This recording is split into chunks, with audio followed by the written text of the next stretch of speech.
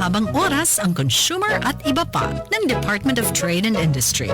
Tuwing Sabado, mula alas 9 hanggang alas 10:30 ng umaga sa Luzon, Visayas at Mindanao. Super Radio DZBB sa Mega Manila, Super Radio Cebu, Super Radio Davao, Super Radio Iloilo at Super Radio Palawan at mapapanood sa Double B TV sa GTV mula alas 9 hanggang alas 10 ng umaga. Consumer at iba pa. Ang programang mangangalaga sa inyong karapatan bilang consumer. Consumer at iba pa. Kasama sina DTI Undersecretary Ruth Castelo at Joel Reyes Zobel. Consumer at iba pa. DYSP Super Radio. Hi, my name is Sam YG. Ano nga ba ang good debt? Ganito lang yan. It's when you borrow to generate and increase your income. Kunyari, gusto mo magtayo o kaya mag-expand ng business. Pwede ka mag-loan to fund your business expansion at palakihin palalo ang kita mo. As for funding, make the smart move with First Standard. First Standard helps you find a customized financial solution. Sa First Standard, you make the smart move. Visit www.firststandard.ph. Premium D3, ang bago. Ako si Carla. Hirap akong humikat. Feeling ko laging may tumatusok sa likod ko. Masakit pag nasasagi. I take Premium D3 for 2 weeks na. Grabe, effective talaga. Mas pinalakas, mas epektibo dahil sa VCO at Moringa Oil. Mabibili sa mga butika. Love your eyes, look out at the world in the best way possible. Executive Optical. Love your eyes, look out at the world. EO Executive Optical. EO Executive Optical. For expert eye care, come to EO Executive Optical. With over 250 stores nationwide, EO Executive Optical. Love your eyes. Para sa mga malayo nang narating o papunta pa lang, heto ang tibay na kasama mo. Tanduay, world's #1 rank. Matagal nang kasama ng mga Pinoy sa pagsubok at panalo. Tibay ng loob, tibay Tanduay. Drink responsibly. Para sa tibay na magtutulak sa'yo, tibay Tanduay. Drink responsibly. Excellent health, excellent life. EXL Makabuhay Plus. Gumising ako ng maaga. Nakakaramdam ako ng sigla at lakas mula sa mahimbing na pagtulog. Naghahanda ako ng almusal na puno ng sariwang prutas at gulay. Nag-ehersisyo ako pagkatapos. Ang aking mga kalamnan ay nagtatrabaho ng gusto at ang aking puso ay nagbubomba sa bawat tibok. Mga kamakabuhay, ang pagkakaroon ng malusog na katawan at isip ay ang pundasyon ng isang kasiyasiyang buhay. Kaya huwag kang mag-alala. Andito na ang EXL Makabuhay Plus Dietary Capsule at EXL Coffee Mix 17-in-1. Puno sa natural na sangkap, vitamina at minerals, optimum health siguradong makakamtan. Makabuhay! Excellent health, excellent life sa EXL lamang. DYSP Super Radio. Sunford Vitamin C, ang alkaline na vitamin C. Ako po si Jonel, isang gym instructor. Katuwang ko sa araw-araw ay ang Santon Vitamin C. Tunay nagbibigay sa akin ng lakas at energy araw-araw. Sunford Vitamin C, ang alkaline na vitamin C. Bibili sa pinakamalapit na butika sa inyong lugar. Uti ng uti, pero ang sweldo di pa rin abot sa petsa de peligro. Mahal ng gas, pero di ka na mahal ni Labs. Cheers! Walang mabigat na dala kapag pagkaan ang kasama.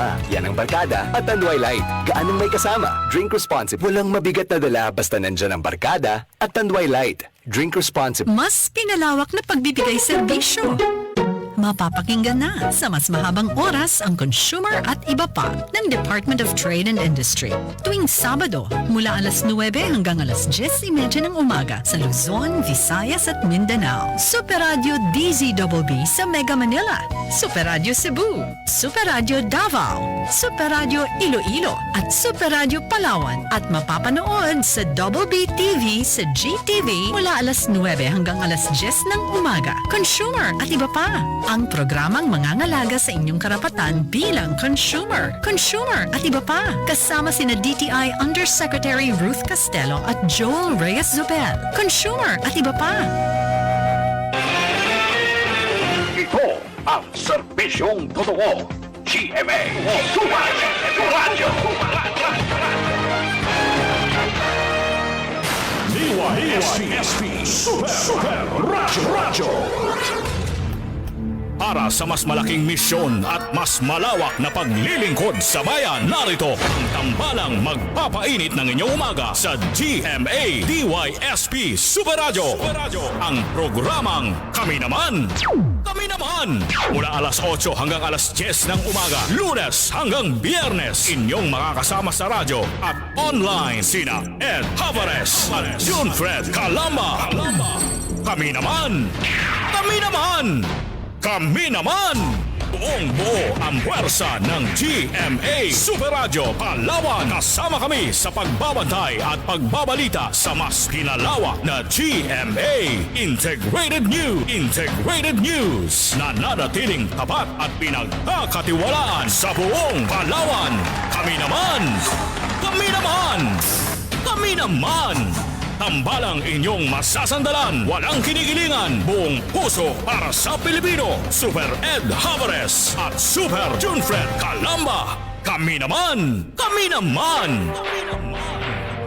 Ang balitang ito ay hatid sa inyo ng Tanduay Rum 5 years. Tibay ng loob, tibay, Tanduay. Ariel Tipid. Mas tipid na up to 3 times washes. 650 lang kada laba. EXL Makabuhay Plus. Health and wellness for God's glory. Alas 8:39 ng umaga. Good morning muna dyan sa Department of Agriculture. Naintindihan naman natin sila. Si Engineer Vicente Toto Binasahan. Dito sa, wala kasi sa City Agriculture. Kabuuhan ito. Kabuuhan. Probinsya, ano ito? Dito Palawan ito. Provincial Office. Kasi nagtatanong na yung ating mga kababayan, sa ibang lugar, pinipilahan na partner yung 41 at 45. Dito sa atin, pangalawang araw na ito mga kapuso, although kahapon merong 32 pesos pero hindi mo naman makain yun. Hindi yan for human consumption. Sila mismo nagsabi, para po yan sa aso. Pero kung gusto mo pong kainin, diba? Pwede din. Kung malakas sa sikmura siguro. Ang linaw-linaw nung tinanong natin, di ba? On air naman yun, ang linaw-linaw na dinig nyo. Ayan po yung 35, okay po ba yan? Ay, para po yan sa aso. Aso baka na di ba? Meron namang 45 pesos partner, pero ano lang yun, saglit lang, naubos din. At yung kahapong inabutan ng ating mga kasama, yun na lang din daw yun.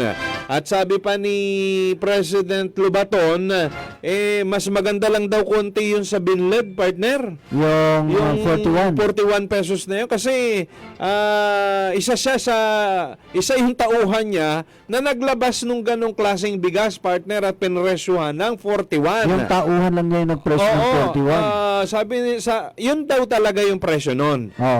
Sabi niya, wag mo na, i-withdraw mo yan. Wag na kasi masisira tayo dyan, yung mga rice retailer. Kasi nga, hindi maganda ang quality nung partner yung maganda lang daw ng konti sa binled. Di ba yung binled durug-durug na yun dito, hinahanapan na yung ating DTI, yung Department of Agriculture. Bakit ang bagal ng implementasyon? Kung talagang popersahin nila, wala panayang antayin nila ng guidelines. Wala pa daw ibinababa. Kaya pa natin nakausap Monday, no? Wala pa silang natatanggap na instructions from the central office. So, ganun kabagal po yung sistema natin dito sa lalawigan ng Palawan. Kasi sa ibang area, okay na. Nag-i-implement na. Dito lang po sa atin, ang bagal. Wala bang internet dito sa atin sa Palawan?